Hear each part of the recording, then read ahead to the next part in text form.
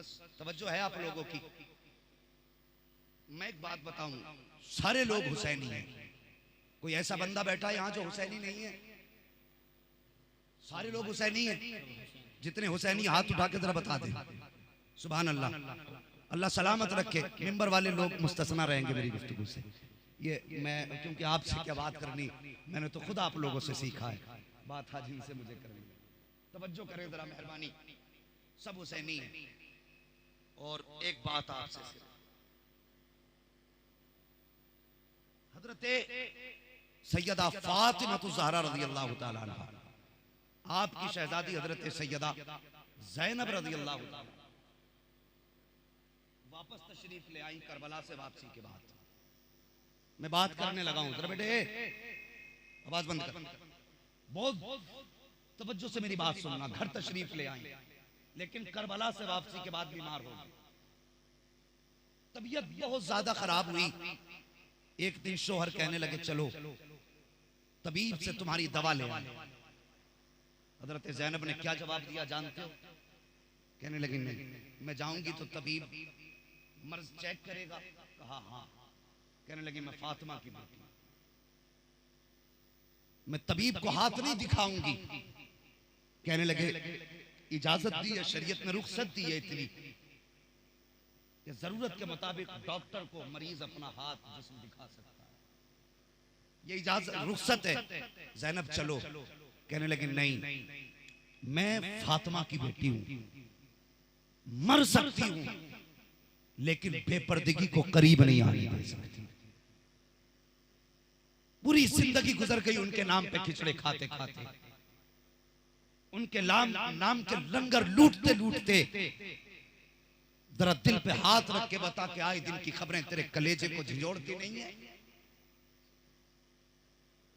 जो आज गैर मुस्लिमों के बिस्तरों को रौनक बख्श रही हैं, वो किसकी बेटी है? मुझे बताइए, क्या वो कलमा पढ़ने वालों की बेटी नहीं? उसका बाप अलग है, उसकी मां अलग है। कई जगह जिम्मेदार लोगों ने समझाने की कोशिश की मां बाप को कि भाई बेटी पे नजर रखो, तो बदबख्त बाप कहता क्या है कि तुम मेरी बेटी को उड़ा रहे हो, उस पे इल्जाम लगा रहे हो। ये कह के समझाने वालों के मुंह पे ताले लगा दिए। सोच, तेरी एक बेटी क्या, अगर तेरे जैसी लाखों बेटियां इस्लाम के दामन से निकल जाएं तो इस्लाम की अपनी जात पे कोई फर्क नहीं पड़ता। लेकिन तेरी एक छोटी सी गफलत की वजह से लोग पैगंबर के दीन पे उंगली उठाते हैं।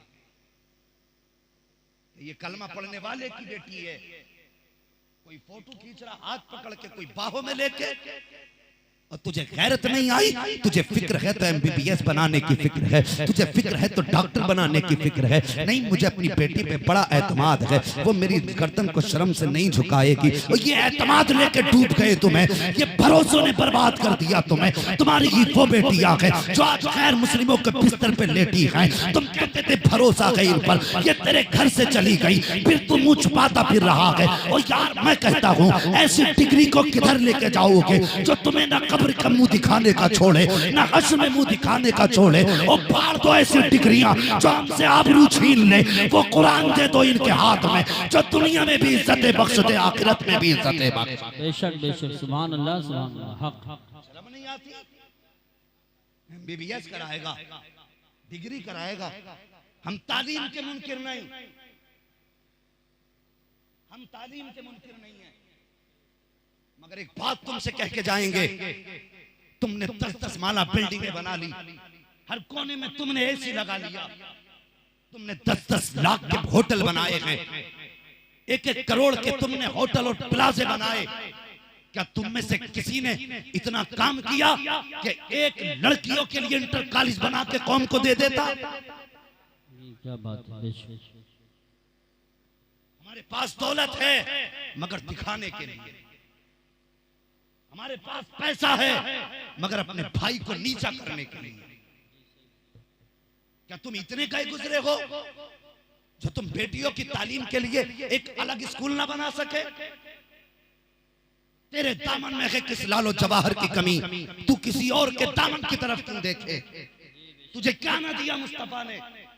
खुदा की कसम, नबी का कलमा पढ़ने वाला अगर 10 साल का बच्चा 30 पारों को सीने में उतार सकता है, तो खुदा की कसम जो इंसान, जो बच्चा हाफिज कुरान बन सकता है, वो आदि मेहनत के अंदर वो बच्चा की MBBS डॉक्टर भी बन सकता है। मुश्किल काम है कुरान को याद करना। जो कौम कुरान को सीने में उतार ले, MBBS बनना तो उसके लिए चुटकियों का काम है। मगर मेरी कौम 10वीं तक बच्चे को पढ़ा के बड़ी खुश होती है फख्र से। हाँ, हाई स्कूल करा लिया बेटे, दुकान में बैठ, वाह बहुत आगे गया था। बेटे को मास्टरनी बनाने का शौक है बेटी को, और शर्म कर, ऐसे स्कूल में डाल जहां इसकी इज्जत महफूज रहे। ऐसी क्लास में जाके बैठा जहां पढ़ने वाले भी बेटी हो, पढ़ाने वाली भी बेटी हो। लेकिन मुझे मालूम है मैं जिस कौम से बात कर रहा हूं, मैं उस कौम से बात कर रहा हूं जिसके एक भाई की बेटी घर से निकलती है तो दूसरे भाई का बेटा चौराहे पे खड़े होकर के कुत्तों की तरह तकता है। मालूम है मैं किस कौम से बात कर रहा हूं। खुद हमसे हमारी बेटियों की इज्जतें महफूज नहीं, हम किसकी आबरू बचाएंगे? अभी हाथ उठवा लो कि हुसैन के नाम पे गर्दन कौन कटाएगा, सब खड़े हो जाएंगे। और यार तुझे गर्दन कटाने का जज्बा है, बहन की आबरू बचाने का जज्बा नहीं। फिरते मुसलमान मुसलमान, उठा तारीख इस्लाम है क्या? मुस्तफा के मदीने की गलियां वो यहूदियों का बाजार है। एक बेटी उस बाजार में आ गई सौदा बेचने के लिए या किसी काम के लिए। बाजार यहूदियों का था। इज्जत के लुटेरे जब उन्होंने बच्ची को देखा कूद पड़े, बच्ची की कलाई थामी। जब उसकी कलाई थामी, बच्ची बेबसी के आलम में आ गई। और एक जुमला उस बेटी ने कहा था, क्या मोहम्मद के शहर में इसकी आबरू बचाने वाला कोई नहीं? इतनी बात उस अजनबी बच्ची ने कही थी। वो मदीने की रहने वाली नहीं थी, वो किसी दूर से दूसरी जगह से आई थी। लेकिन जब उसकी इज्जत पे हाथ डाला गया, उसने छोटी सी बात कही थी, क्या कोई मुस्तफा के मदीने में ऐसा भी नहीं जो मेरी इज्जत की हिफाजत कर सके? इतनी बात बच्ची ने कही है। उसी बाजार में एक नबी का कलमा पढ़ने वाला हाथ में थैला लेकर के सामान खरीद रहा था। ये आवाज उसके कानों से टकराई। उसने सुना कोई मुस्तफा के शहर की दुहाई दे रहा है, कोई मेरे नबी के शहर का नाम ले रहा है। उसने सामान छोड़ा, फोड़ करके गया। क्या देखता कि यहूदी ने बच्ची का हाथ पकड़ रखा है। उसने जब उसको देखा, तलवार निकाली, जाके धक्का दिया, हाथ छुटाया और कहने लगा, खबरदार अब बच्ची की तरफ हाथ मत उठा देना। उसने कहा, तेरा क्या रिश्ता है इससे? उसने कहा, ये मेरी बहन लगती है। अल्लाह अकबर। जैसे यहूदियों ने इतना सुना, कहा, जा चला जा, वरना चांद से हाथ धो बैठेगा। जब इतनी बात उस नौजवान ने सुनी, कहा, तुम जानते नहीं हो, हमने मदीने वाले मुस्तफा का कलमा पढ़ा है। जब एक बार ठान लेते हैं तो फिर कदम पीछे नहीं हटाया करते। जिसकी माँ ने दूध पिलाया है, अब इस बच्ची की तरफ आंख उठा के दिखाए। जैसे मुस्तफा के कलमा पढ़ने वाले ने इतनी बात कही थी, अल्लाह अकबर, यहूदी चीख पड़ा, आवाज दे के कहता है, आओ मेरी कौम के लोगों, एक मुसलमान है और हमारी गैरत को ललकार रहा है। सारे लोग तलवारें लेकर के आ गए।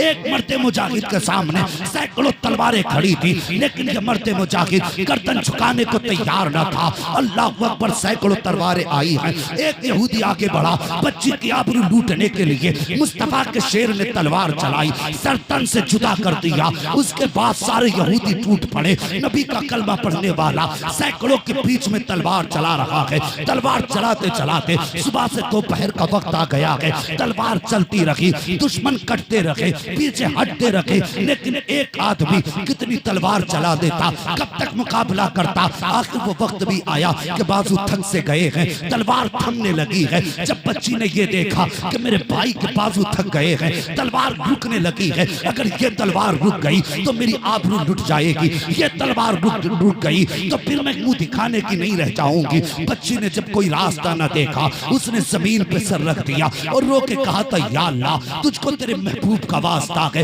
मेरी लुटती हुई आबरू को बचा ले। या अल्लाह मेरे भाई मेरी हिफाजत के लिए आया है, अगर ये कट गया तो मेरी आबरू कौन बचाएगा। या अल्लाह तुझे तेरे प्यारों का वास्ता है, मेरी आबरू की हिफाजत का इंतजाम फरमा दे। इधर बच्ची ने रो के इतना कहा था, उधर पीछे से नारे तकबीर की सदा बुलंद हो जाती है। जैसी बच्ची ने इस आवाज को सुना है, सजदे से सर उठाया तो क्या देखती है, पीछे से मुस्तफा अपने गुलामों के साथ तशरीफ ला रहे हैं।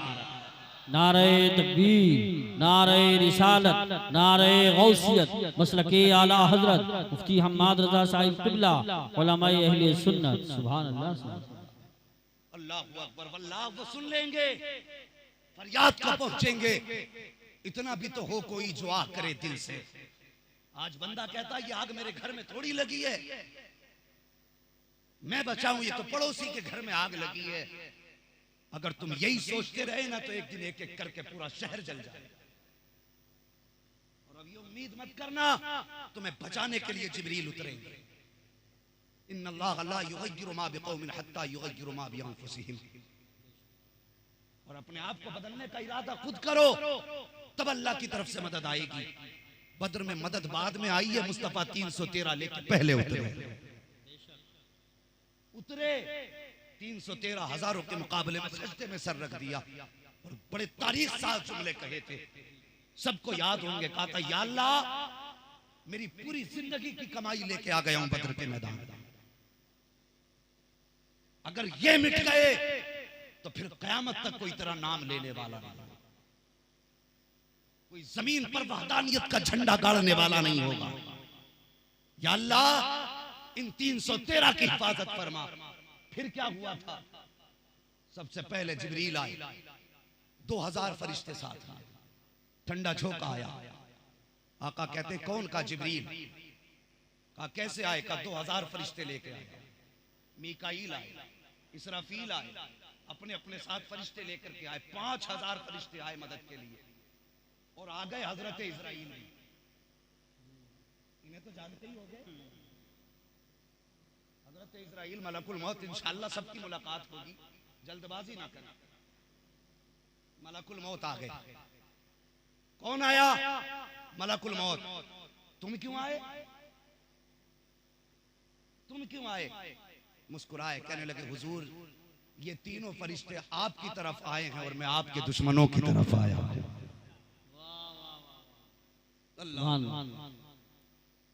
तो कम से कम ये अकीदा तो पैदा करो। आज बंदा कहता है ऐसा मौलवी ला दो एक रात में पूरी कौम को सवार के चला जाए। वाह, मौलवी ने ठेका ले रखा है। तू 10-10 हजार के ऐसे फरोख ला के पहना कि तेरी बेटी पहन के भी नंगी नजर आए और मौलवी तेरे घर में जन्नत बांटता फिरे। मौलवी के बाप की जन्नत है। पहले अपने घरों पे कंट्रोल करो, उसके बाद फिर मौलवी से कहना कि अब जरा इस्लाह कर। हजरत सुबह जागा देखो मार्केट में 10 मुहर्रम आ रही है, ऐसे रंग बिरंगी कपड़े ला के पहनागा, लगता है सबसे बड़ा त्योहार आ गया। लोग कहते नहीं पर्दा तो आंखों का होता, दिल का पर्दा होता। वाह जी, बड़ा अक्लमंद दुनिया में पैदा हुआ है।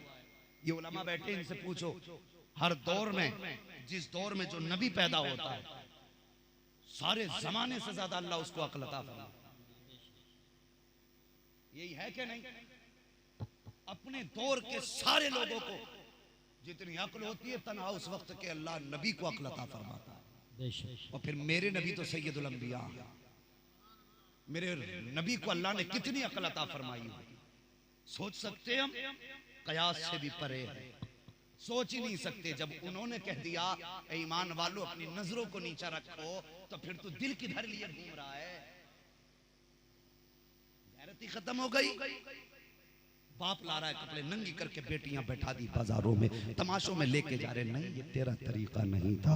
ओ यार खुदा की कसम, मुस्तफा ने जब बेटी को रुखसत किया ना तो 17 पैबंदों वाली चादर मुस्तफा के हाथ में थी। और अल्लाहु अकबर, मुस्तफा गिनते जा रहे थे, रोते जा रहे थे। उम्मे सलमा खड़ी हैं, हुजूर क्या कर रहे हैं? उम्मे सलमा, मैं चादर के पैबंद गिन रहा हूँ। अल्लाहु अकबर, 17 पैबंद गिने हैं। उसके बाद रुखसती के वक्त पर मुस्तफा ने बेटी के सर पे वो चादर रखी और आका ने फरमाया था, फातिमा आज इस 17 पैबंदों वाली चादर को ओढ़ ले, क़यामत के दिन मोहम्मद जन्नत की सरदारी की चादर अता फरमाए। क्या कमी थी सैयदा के दामन में? तेरे पास तो कोई गारंटी भी नहीं है, तुझे झूठा पीर जन्नत बांट के गया है। हाँ, आज कल गुमराही ज्यादातर खानकाहों से फैल रही है।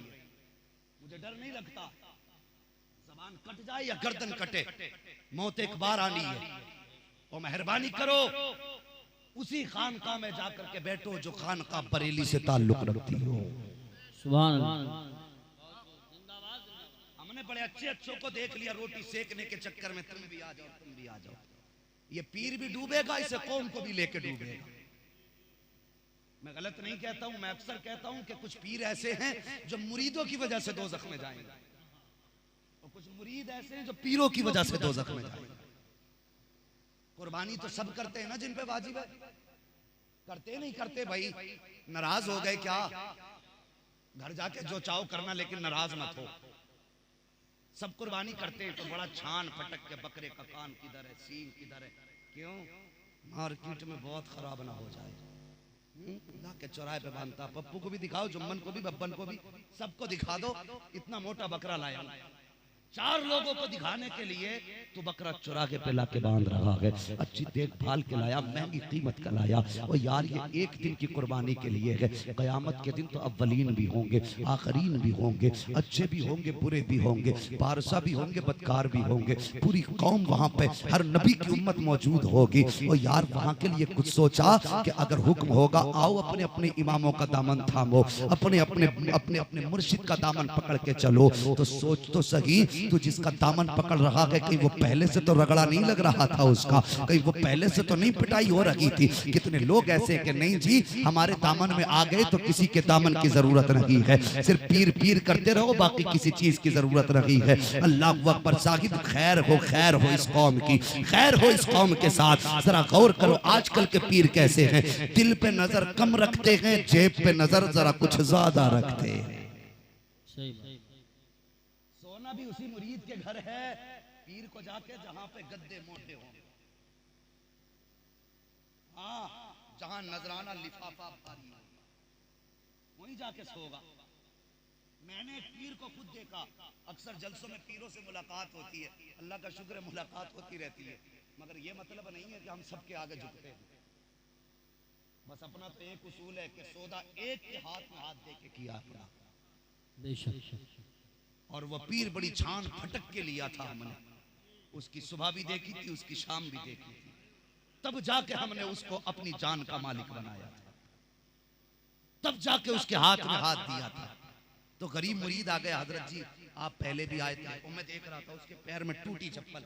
मेरी बात गौर से सुनना, मजाक नहीं कर रहा हूं, ये चटकुले नहीं सुना रहा हूं, कौम की बर्बादी के जरिए बता रहा हूं, जरिए बता रहा हूं। ये कौम डूबी कैसे है, कहां बर्बाद हुई है। स्लीपर चप्पल, वो भी सिले हुए। कहने लगा हजरत जी, और मैं देख रहा था, हजरत आप पहले भी आए थे, मैं आया था, आपने कह दिया था आ जाऊंगा, फिर आप नहीं आए। हजरत मैं इंतजार करता रह गया। हजरत जी पता क्या कह रहे, झूठ बोलता है, मैंने तुझे देखा ही पहली बार है आज। सच बता दूं, गरीब किसी भी पीर के आगे कभी झूठ नहीं बोल सकता। जब उसके पास कोई सबूत न था तो यार वो रोने लग गया, कहने लगा हुजूर मेरे घर जाए या ना जाए, मुझे झूठा ना कहें। अगर आप झूठा कह देंगे तो फिर मैं कहां जाऊंगा। उसके दिल में अब भी इतनी इज्जत है, ये लूट के खा गए। कोई काम बिगड़ जाए, बंदे का बिजनेस ना, वहां ठीक है, गोलक में लाके 5000 डाल दे, इस 2100 की चादर चढ़ा ले, इस काम का क्या भला होगा।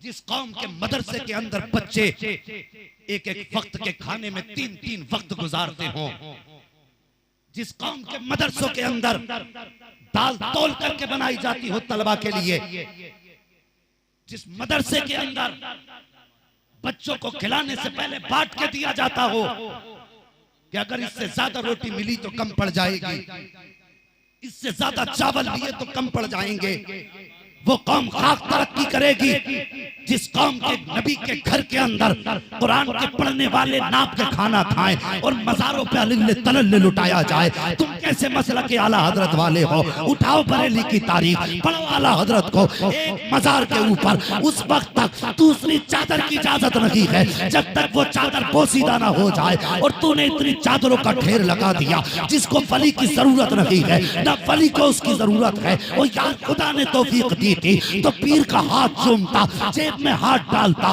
मदरसे के मुहतमिम के पास जाता, सैयद साहब से कहता हजरत कोई बच्चा ऐसा हो जो गरीब घर का हो बताइए, मुझे उसके बिस्तर का इंतजाम करना है, मुझे उसके कपड़ों का इंतजाम करना है। हजरत बच्चे कुरान कहाँ पढ़ते हैं, देख वहाँ पंखा लगा है कि नहीं लगा है, नहीं लगा है तो उस जगह पंखा लगा दे। और यार सच कहता हूँ ऐसे पीरों के पीछे सारी जिंदगी नाक रगड़ते रहो, कुछ नहीं मिलने वाला। जो मकसद के लिए हाथ थामते हैं खुदा की कसम पूरी जिंदगी कुछ ना मिलेगा। और सिर्फ एक दिन के लिए मदरसे के अंदर चले जाओ, कुरान के कारी को खाना खिला दो, कुरान के हाफिज को पानी पिला दो, ठंडे पानी का इंतजाम कर दो, लेटने के बिस्तर का इंतजाम कर दो, पहनने के कपड़े का इंतजाम कर दो, जहाँ बैठ के कुरान पढ़ता है वहाँ पंखे का इंतजाम कर दो, तेरा पंखा चलेगा, हवा के झोंके निकलेंगे, इधर बैठ के पढ़ने वाला कुरान की तिलावत करेगा, पढ़ेगा रहमान अल्लमल कुरान खलकल इंसान अल्लमहुल बयान। तेरे पंखे की हवा उसके बदन को ठंडा करेगी। जब इसका बदन ठंडा होगा, कलेजा ठंडा होगा पढ़ने वाले का, कोई दुआ न करे न करे, खुदा की कसम जब इसका बदन ठंडा होगा, इसका दिल खुश होगा, इधर तालिब इल्म मुस्कुराएगा, उधर मदीने वाला मुस्तफा मुस्कुराने लग जाएगा। सुभान अल्लाह। नारे तकबीर, नारे रिसालत, नारे गौसियत, मसलके आला हजरत, उलमाए अहले सुन्नत, शहीद आजम कॉन्फ्रेंस। मेहरबानी करना भाई, ठीक है जी, तुमने जिसका दामन थामा तुम मुझसे बेहतर जानते होगे पीर कैसा होना चाहिए, आपकी अपनी मर्जी है। मैं तो समझाने आया था। ओ खुदारा जरूरत की जगहों को तलाश करो, जहां जरूरत है वहां खर्च करो, जहां खर्च करने से दीन बचता है मुस्तफा का वहां जाके खर्च करो, जहां से दीन बढ़ेगा वहां खर्च करो। एक बदबख्त बैठ के कह रहा था वीडियो में, कह रहा ये मदरसे ये तो कौम को लेके डूब जाएंगे। कहने लगा मदरसे बाद में आए, खानकाहें पहले आई। उस गधे को ये पता नहीं है कि सबसे पहला मदरसा सुफ़ा पे मेरे नबी ने कायम किया था।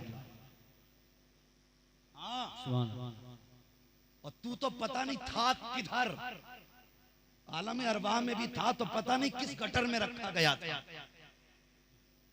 मदरसों के खिलाफ भौंक रहा है। मेरा जी कर रहा था काश मुझे मिल जाए तो मैं उससे पूछूं, अगर ये मदरसा ना हो, और जिन मौलवियों को और मदरसों को कह रहा ना इससे गुमराही फैल रही है, अगर ये मौलवी ना होते खुदा की कसम तू हलाली हो ही नहीं सकता था। बेशक। अगर मौलवी ना होता तो निकाह कौन पढ़ाने आता तेरा, और जब निकाह ही ना होता तो तेरा अब्बा लेके भागता।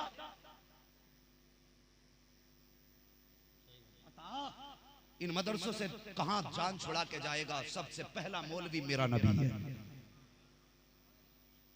सबसे पहली दरसगाह मुस्तफा की चौखट है, सबसे पहले फारिग का नाम अबू बकर सिद्दीक है। शर्म नहीं आती? ये मदरसों की बात है बेटे, जो चादर बेच के तेरे बच्चे पल रहे हैं, अगरबत्ती बेच के जो बच्चे पाल रहा ना, मदरसों की देन। अगर मदरसे ना होते तो कोई अगरबत्ती लाने वाला नहीं था। हजरत जी 5 मिनट चाहिए, लेकिन जरूरी बात बता दूं, लोग सब आला हजरत के पीछे पड़ गए। ये जितने भी है ना चिलम चोटे जाहिल गवार जो आला हजरत को पढ़ना जानते ही नहीं, जाने का जो उर्दू कभी पढ़ी हो तो जाने ना, आला हजरत के पीछे पड़ गए। खुदा की कसम आज बेटे जिस गद्दी पे तू या तेरा पीर बैठा ना, तो वो अता बरेली के अहमद रजा की है, वरना मजारों पे तो शिर्क के फतवे लग गए थे। चादर फैलाना हराम था। ये मिजाज बन गए थे लोगों के। कोई कब्र पे जाने को तैयार ना था, कोई फूल पेश करने वाला ना था। मज़ारों की आबरूएं लूटने पे लोग लगे थे। उस वक्त मज़ारों को तनहा कर दिया था लोगों ने, शिर्क का अड्डा बता करके। एहसान मान उस रजा का जिसको तू गालियां बकता है। और खुदा की कसम, जब मज़ारात वीरान हुए थे तब बरेली की जमीन से इमाम अहमद रजा ने कलम उठाया था और कहा था, सुन्नियों, जवाज का फतवा अहमद रजा ला रहा है, मज़ार के फूल अब सुन्नी लेकर के आए। सुभान अल्लाह। फतवा अहमद रजा ने दिया, तभी तुम्हारे मज़ारों पर अगरबत्ती। आज उन्हीं को देख के तुम भौंक रहे हो। तेरा खाएं तेरे गुलामों से उलझे मुनकर अजब खाने गुर्राने वाले। अल्लाह तौफीक दे, घरों में हया लाइए, पर्दा लाइए, बेटियों को तहजीब की तालीम दीजिए। जवानों, बेटियों की हिफाजत करो। हर भाई अपनी बहन की हिफाजत की जिम्मेदारी ले, दूसरे का जिम्मेदार कोई ना बने, सिर्फ अपने घर की जिम्मेदारी ले ले। अगर तुम्हारी बहन बेटी घर से निकलती है किसी भी जरूरी काम से, तुम्हें उसके हर मिनट का पता होना चाहिए कहाँ जा रही है। अगर 1 घंटा बाहर रही तो कहाँ थी, किसके साथ थी, किस जगह में थी। ऐसे बच्चे पाले जाते हैं। आवारा बकरियों की तरह छोड़ देने से बच्चे नहीं पालेंगे। वरना याद रखना, आज तुम लोगों के डांट करके टपट करके मुंह बंद कर दोगे। अगर कयामत में नबी की बेटी ने पूछ लिया, बता मैंने तो 7 दिन फाके करके नबी का दीन न छोड़ा और तूने 70 बार खा खा के मेरे नबी के दीन पर तूने उंगलियां उठवा दी, फिर जवाब बंदे को क्या देना है। अपनी तैयारियां सब कर ले। वो बशरी साबरीन, खुशखबरी है सब्र करने वालों के लिए। वो लोग आफतें आए तो सब्र करो। यही पैगाम करबला है, यही फैजान करबला है जो मैंने गुफ्तगू की है ना। अगर इसको मैं जोड़ूं करबला से तो एक एक पैगाम करबला से रिलेटेड निकलेगा। लेकिन वक्त उतना नहीं है। अभी आपको सैयद साहब क़िबला का खिताब सुनना है। पीरो मुर्शिद हुजूर अरसलान मियां साहब क़िबला भी तशरीफ लाने वाले हैं मिंबर शरीफ पर। उनके भी हमको मुबारक कलमात समाअत करने हैं। कसम खुदा की, बरेली वो हमारा मुर्शिद खाना है जहाँ पर सिर्फ हाथ नहीं पकड़े जाते, हाथ पकड़ के जेबों तक नहीं पहुँचाए जाते। बरेली हमारा ऐसा मुर्शिद खाना है कि हाथ यहाँ पकड़े जाते हैं, जोड़ मदीने के मुस्तफ़ा से दिए जाते हैं। हाँ जी, अल्लाह का शुक्र है। सुन्नी बरेलवी क्यों नहीं दबता? इसलिए कि बरेली में कोई खोट नहीं है। बरेली में ना चादर का कारोबार है, खानका वाले ना तो चादरों के ठेके कराते ना गुलाब के ठेके, सब चल रहा है। बस ख्याल करें, पीर परस्ती छोड़ दो, खुदा परस्ती पे आ जाओ। बहुत बड़ी बात मैंने कही है, पीर परस्ती छोड़ दो, खुदा परस्ती पे आ जाओ। बंदे से पूछो क्या हाल है तो कहते बस सब पीर का करम है। वाह, पीर का ही करम हो गया, अल्लाह का करम ही खत्म हो गया।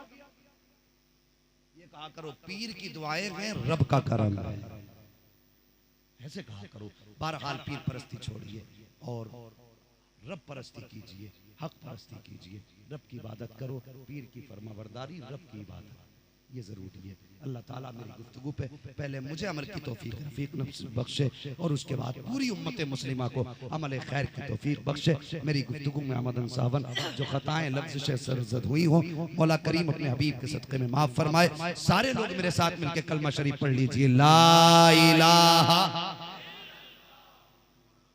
है जी। पीछे वाले अगर कलमा पढ़ लेंगे तो क्या ये भी तीजे का कलमा हो जाएगा? अगर तीजे का कलमा नहीं है, अगर इन उलमा इकराम की नूरानी जमात के बीच में, इनकी मौजूदगी में ये सोच के कलमा पढ़ो कि ये अल्लाह वाले हमारे कलमे के गवाह बन जाएं, ये हमारे कलमे के गवाह बन जाए, इस नियत से कलमा पढ़ लीजिए। और नियत ये भी रख के, हुजूर हम आपको गवाह बना के कलमा पढ़ रहे हैं, आज से हमारा ईमान आपके हवाले है, हुजूर ये आपके पास अमानत के तौर पे है। सारे कलमा पढ़े जोर से, ला इलाहा इल्लल्लाह मुहम्मद रसूलुल्लाह। जो हुए गलत उनको माफ फरमाए रब्बे कायनात। जिंदगी ने दिया साथ तो फिर होगी मुलाकात, चमन रहा फूल खिलेंगे, जिंदगी रही फिर मिलेंगे। मुसाफिर हैं हम भी, मुसाफिर हो तुम भी, किसी मोड़ पर फिर मुलाकात होगी। फकीरान आए सदा कर चले, सदा खुश रहे ये दुआ कर चले। अस्तगफिरुल्लाह रब्बी मिन कुल्ली ज़ंबि व अतूबु इलैहि। अस्सलामु अलैकुम व रहमतुल्लाहि व बरकातहू।